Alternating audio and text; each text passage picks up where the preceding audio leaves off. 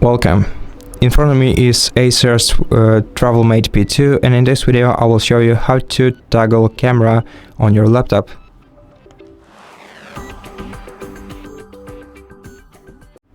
To do it, you have to tap on the Start menu, then go to Settings, then select Bluetooth and Devices on the left side of your window, then go to Cameras, then select HD User Facing Camera, click on it, and to disable it, click Disable right here, then confirm by clicking Yes.